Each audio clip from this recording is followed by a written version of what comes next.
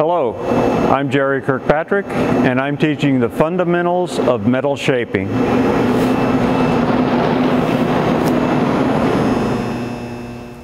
In October, I was scheduled to do a demonstration in Santa Cruz, and when I arrived, I found out from Ron Covell that Gene Winfield would not be demonstrating at that event because he was not doing well and wouldn't be able to make it for the weekend. So after I got home the next week, I gave Gene a call just to see how he was doing and offered to show up at Alex Gambino's shop in December, where he was scheduled to demonstrate. He said he would like that and that it would give him some comfort knowing that if he had to take a break, someone would be there to pick up the slack. So in December, I loaded up my truck with the bead roller, some timbers that I use for tuck shrinking, some pieces of old plastic pipe, and headed off for San Jose. As it turned out, Gene kept me quite busy with keeping his show going, and anytime he needed a rest, he could just bring me in and he could go have a cup of cocoa or something. But don't get me wrong, it's not very often that one gets to be a gopher for such a legend. It was truly an honor. So this video might be kind of a mishmash of different cuts. I didn't have too much control over what I was filming. When I got called, I had to go, and really didn't have control over what was being filmed as I was getting set up for the next operation. Oh yeah, if you want to see the demo that I did, I understand that it wasn't real clear. You couldn't see a whole bunch in the film in this video. If you want to see a video strictly on shrinking in the field, please leave a note below the description here, and if I get enough response, I'll make a video just on that one topic. So let's go. You guys find it? You find it? No. Took it off there. Yes, sir. I'll grab it.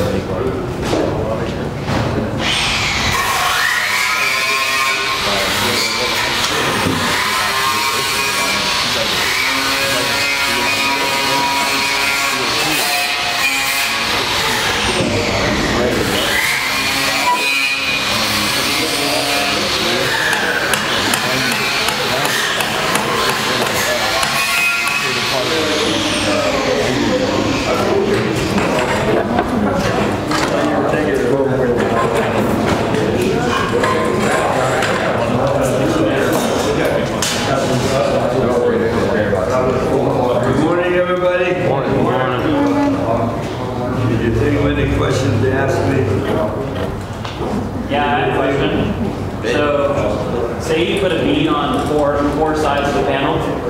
Say again? Say you put a bead on four sides of a panel, yes. So basically locked off the edges, you can't chase something like a bead, like a walnut off the panel basically. What would you suggest to basically take a walnut or a tin out of the center? Like say you have some wrinkling or something, what would you say would be the best way? Well, yeah, hammer and dolly, but I may have to use a torch to a small bead string. And try to just chase it down to the spot. See, the oil cannon is the worst thing to get out.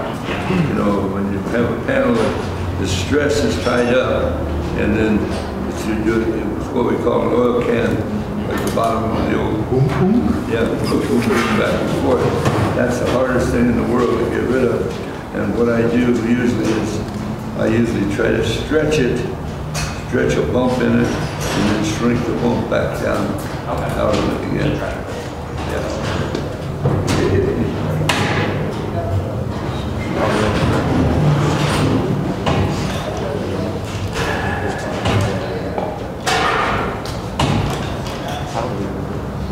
Now, 40%er, when you're stretching and shrinking, either with a power foot control or hand operated. So what you do is you shove it in all the way first, all the way against the panel, and then you go through it one time. Then you come through and you pull it out halfway, go through it again. Move way easy.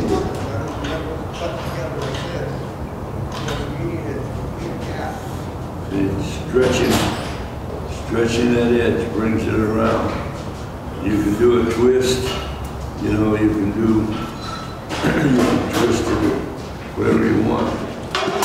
Stretching on steel is easier than shrinking, because shrinking it has to come back. It has to bring this them one here together, pressing it together. That way. So that was shrinking. This is stretching. Stretching opens it up. Now, when stretching aluminum, if you have the same piece in aluminum, you have to be very careful when stretching it, because it'll crack real easy. You just bring it around real slow, slowly keep bringing it around. If you really jump on it, boom, it'll crack right in the center. So that's shrinking and stretching. With a both foot control and hand operator. I'll pass it around, watch the sharp corners. Now, when they made a panel for that roof over there, they rolled it through the wheel, through the wheeling machine, got a nice shape into it, and then they shrunk the edge a little tiny bit to bring it around. Sometimes, and I don't know if I told you, usually when I do a panel for the wheel. Do we have a lighter? Yeah. If we're doing a panel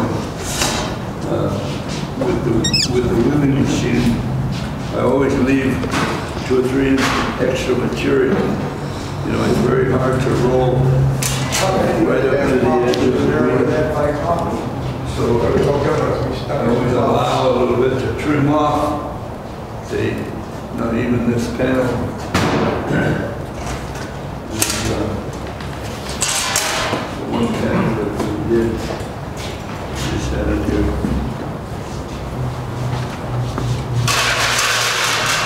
This panel here, I tucked it and I run through the wheel real quick just to kind of halfway smooth it out. Okay, now that kind of a panel, I will trim this edge. So I'll go ahead and metal finish it a little more or sand it, and then I'll trim that edge off where it has the little wrinkles on the edge. Now, I'm going to flap it over. I'm looking for some small little radius that I could put it over. You want an edge radius? Yeah. Edge or a dome? Yeah, just like dome. I'll find something here, Bobby. Right here. Just like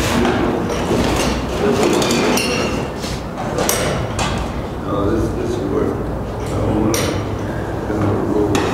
Yeah, the other way.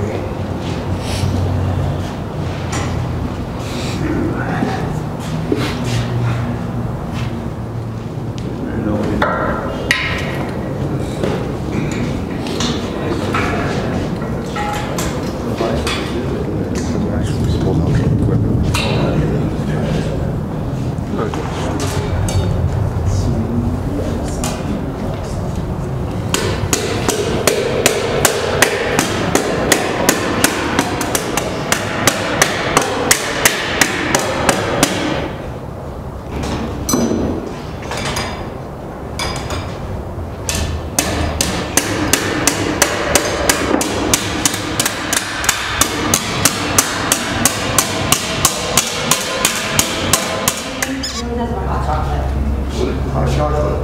Oh, well, thank you. I appreciate that. I hate to do this in front of you, but I will. Now, Gene, that's upsetting.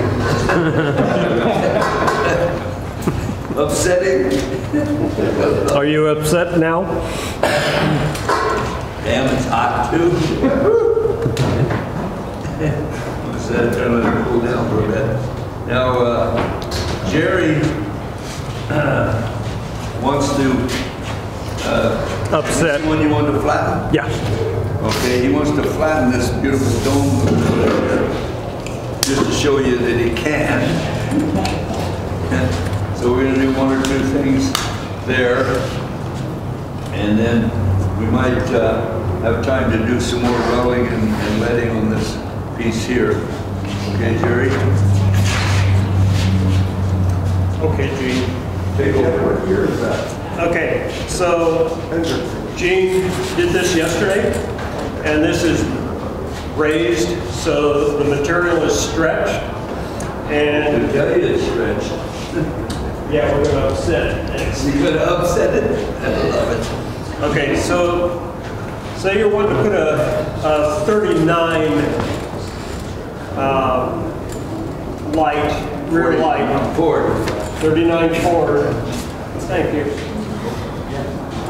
tail light in a curved section, so it has to be brought back to flat. You've shaped the fender, or whatever the area is that you want this 39 tail light, 39 Ford tail light in,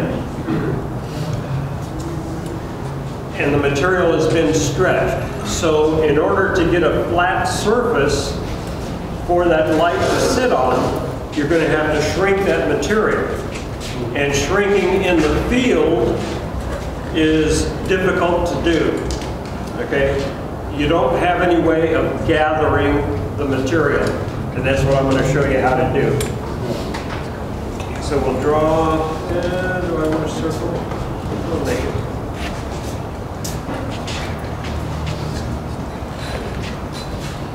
That's a sad 39 tail light.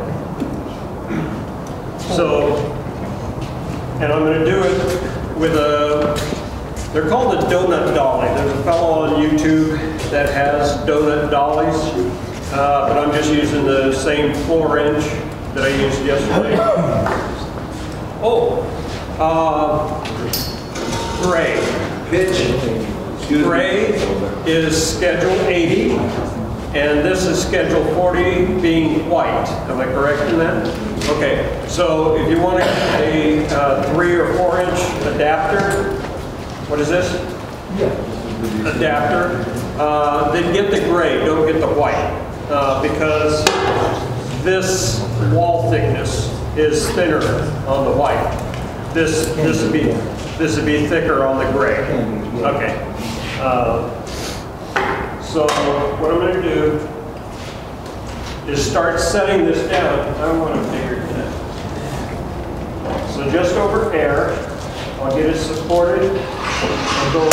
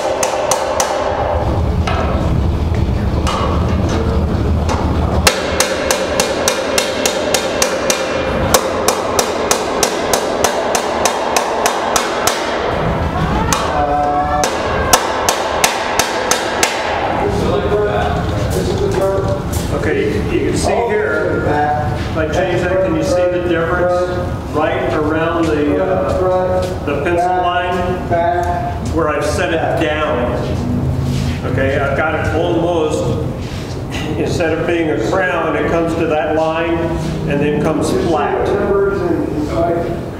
all the way around. So what I've done is I've put tension in this area. By drawing the outside down, this raised portion has no place to go. So when I start pulling this down, it's going to upset. Remember upsetting? So it's going to upset that portion and then come back down. They brought it because everything's going to so they did that. They gave a plaque that said,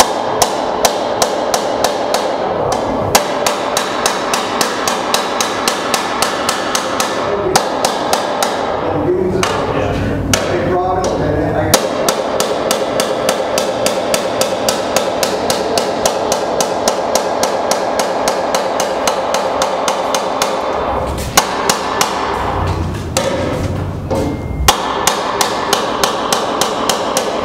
Okay, so I've just gone around it one more time, just around the periphery, and that's come in already. So 3 or 4 more times, and it keeps upsetting more and more as it comes to the center.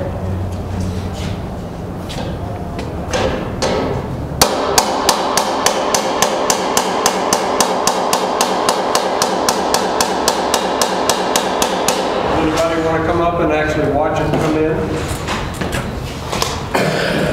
You can almost see how it starts to shrink as I go around.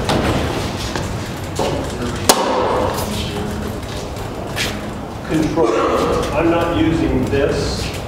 I'm using over here. Okay, when I'm on this side, I'm using this side of the hammer to pull that material in, kind of to upset it. And then as I go around, I'm not going with the hammer straight up and down here. I'm going outside. It looks like I'm going right on the piece, but I'm actually working by using a different portion of the outside of the ball peen. I'm forcing the material in. And I can see right there, there's 2 places, one right there and one right there that I've got to get moved over. And there, it didn't work, but it's below surface. Take that out.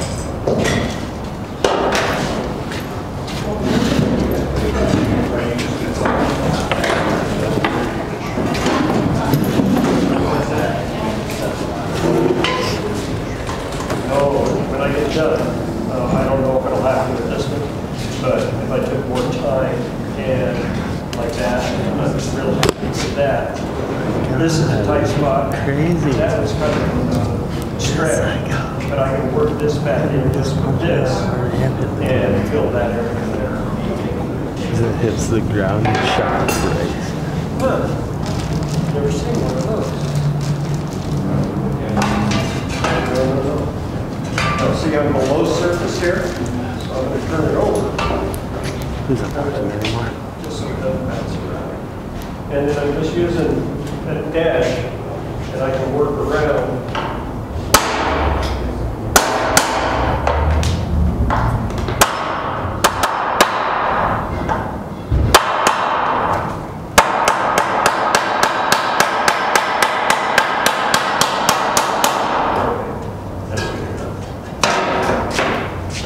That's pretty fun. See how fun that is? You know, it doesn't follow this by any means, but you have a nice flat surface. See that? Okay, so we took, what was that, maybe a 3/8 of an inch out of it and pushed that material back into itself. We upset it. Okay, so you can shrink in the field using what's known as a donut dolly. So when you cut your roll out for your taillights to go in, say when you got that all removed, there's no spring tension all in that, right? It can't shift because you're flat. No, you once you lock that first go around right on the line, pull that in, that put tension all the way around. So as you're bringing that down, you're upsetting the material back in it. So it's reversible. But you can take the light and make a cardboard pattern of the outside, cut your holes for the screws and the socket, cut that out, and then draw that. And then after, when I get to this point here, then there's a hammer and dolly that follows that edge to create a nice sharp transition from the flat to the shape. Any questions on that?